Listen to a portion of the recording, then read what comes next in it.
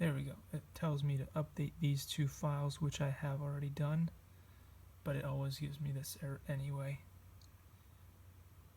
So yeah, that's where we are with this, and here we go. It looks like this other SDK completed. We can try this out.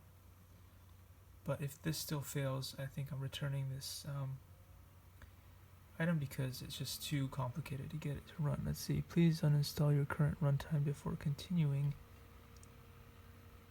I don't think I will. I'll just close it out, exit it. Maybe that'll.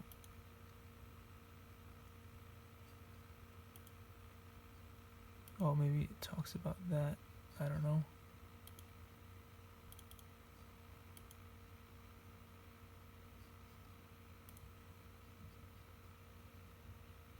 Oh gosh, really? How am I gonna uninstall it?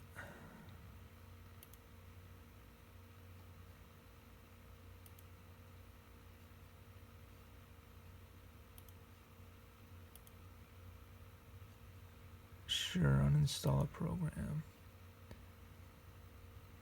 Where would that be though?